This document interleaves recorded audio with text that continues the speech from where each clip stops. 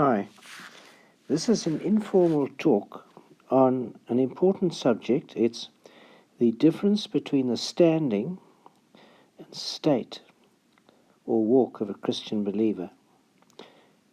Most of this chat is taken from Schofield's Rightly Dividing the Word of Truth, actually chapter 8, where the heading is The Believer's Standing and State. I will go through the diagram and let's see if it makes sense. If you look here at the diagram, you will see that Christ is at the head of the diagram here, and Christ is also at the bottom. That is because everything to do with the standing and state of the Christian believer is Christ-based. I'll go through some of the icons so that we can just see what's on the diagram first, and then I'll explain both sides of it. Right, as I've said, we have here representing Christ, that figure.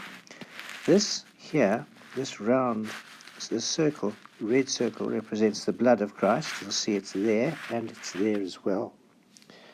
Here we have a lamb representing Christ as the Lamb of God. Coming down this left-hand side, you'll see this is the believer. Believers here as well. On this right-hand side, again, Christ is there. This represents the state or the walk of the believer. Going here, we have the believer again. Here is the knight with armor, that is the armor of God. This torch here represents a lantern or a light, and here, of course, is the Bible. You'll see that there are two lines here. There's this one, which is all yellow, and this one, which is green. This left-hand side here represents the standing of a Christian. Down at the bottom, we've got heaven. This figure here, this king, represents God. And of course, there is Christ, and there is the believer. The right-hand side, the state or walk, is green. One more thing, you'll see here, there's 1 out of 10. That represents the state of the walk of the believer. 1 out of 10 is not so good. You'll see down at the bottom, it's become 10 out of 10. Now we know that what the symbols represent. Let's have a look at what the diagram tells as a story. First of all, Christ is central to everything. He is the beginning and he is the end here. But when a person believes, places their faith in Christ, puts their faith in the blood of Christ, the Lamb of God, and they become a child of God, they then are given a standing. And that standing is a present possession. Their salvation is a present possession. The Bible makes this clear. I've only quoted one verse here, but there are many others. Let's have a look at this one. 1 John 5:13. These things have I written unto you that believe on the name of the Son of God, that ye may know that ye have eternal life, and that ye may believe on the name of the Son of God. You see what it says there, that you have eternal life. And there are many other verses supporting this present possession of salvation. See, what's going on here is that for the believer to get into heaven, two things must happen. This appears to be the case. First of all, the believer must be covered by the blood of Christ. Otherwise, there's no entry. That's the story of the Exodus and the Passover. The blood of Christ covers the believer and provides access to heaven. But there's another side to this, and that is that, unfortunately, even when the person is saved, in a state of grace, their walk is not so hot. You'll notice there are many times in the epistles where Paul writes to the saints. He writes to people who are saved, they're in a state of grace, but he's telling them that their walk is wrong and they must sort out their behavior in their Christian lives. Now that walk is important because it's a work that Christ may be doing, I think is doing, on the character of the believer, because a believer can't go to heaven here unless the believer is perfect. In other words, their character is 10 out of 10. Now that can never be achieved by the believer's works. Always Christ, there he is, at the start of the walk, right through the whole process until Christ is in heaven with the believer. But this walk's important. So what must the Christian do in order to allow Christ to work on their character to make them fit for heaven? Well, the first thing is, of many, is put on the whole armour of God, as is taught in Ephesians. Also, must follow the instructions in the Bible. Because the Bible, the Word of God, is the light that guides our path and our footsteps. If the believer follows this route here, all the time in the presence of the guiding Christ and the empowering Christ, then God will be performing a work that eventually he will bring to perfection. And when that happens, the person is fit for heaven. Notice what Paul says in Philippians 1:6, King James Version.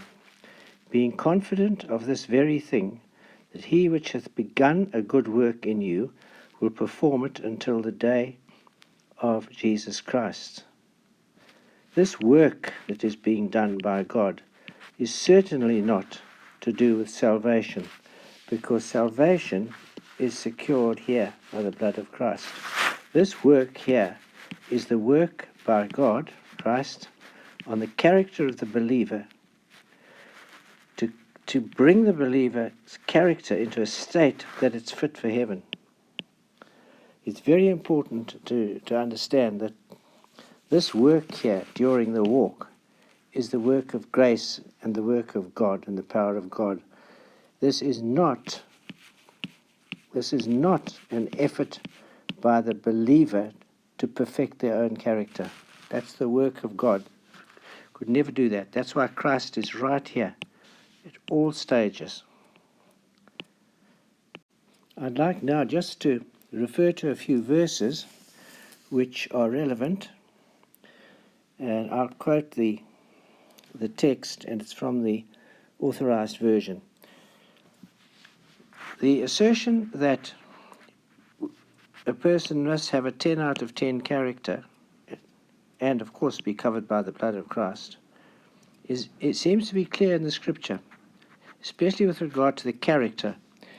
In Matthew 5:48, be ye therefore perfect, even as your Father which in heaven is perfect. Well, that's a pretty tall order, and there's no way that any person could get perfect on their own strength. It must be by the grace of God. Look at the warning in Revelation 21:27, and there shall in no wise enter into it, it's heaven, anything that defileth, neither whatsoever worketh abomination, or maketh a lie, but they which are written in the Lamb's book of life. So, it seems that to get into heaven, you have to be perfect. But it's only God can do that work on the character. Now, during this walk, we mentioned before, certain things are available to the believer, to help the believer on this walk, so that God can work on the character of the believer. Now, the first thing to remember about the whole process, and I keep repeating this, is Christ is central to everything. He is the beginning and the end. Revelation 1:8, I am Alpha and Omega, the beginning and the ending, saith the Lord, which is, and which was, and which is to come, Almighty. In Revelation 22:13, I am Alpha and Omega, the beginning and the end, the first and the last. So Christ is central to both sides of this diagram.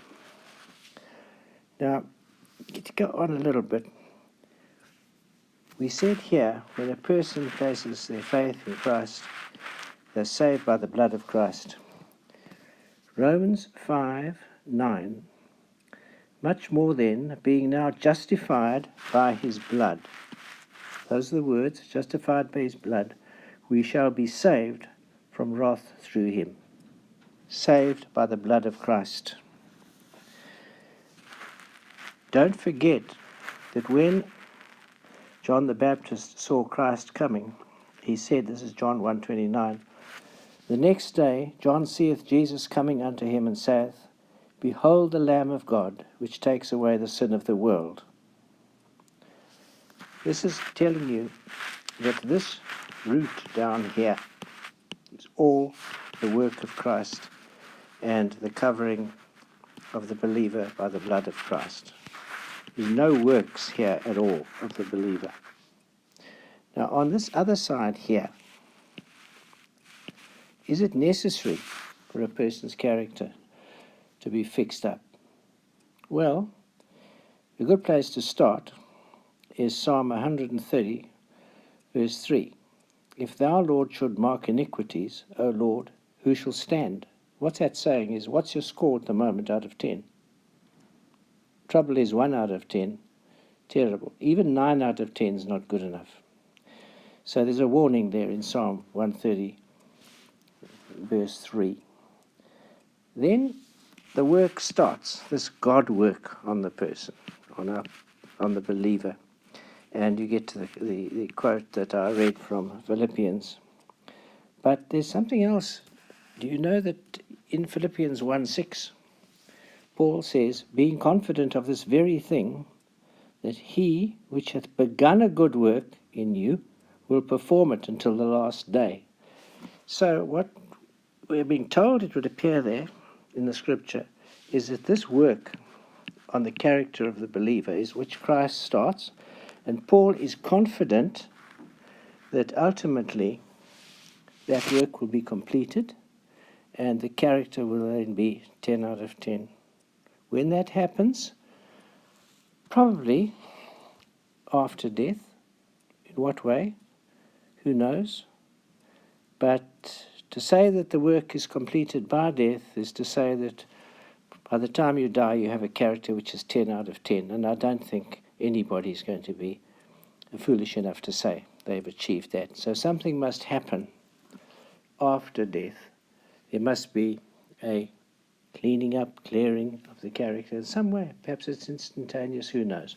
But the bottom line, don't forget, is this, that Christ is the Alpha, He's the Omega, and there's no doubt whatsoever that our entire future is in His hands. Our salvation is in His hands, and our walk is in His hands, and our time in eternity is in His hands. So this is where the believer must end up in the presence of God and Christ because of what Christ has done. Thank you. I'm John. I'm from Port Elizabeth in South Africa. Thank you.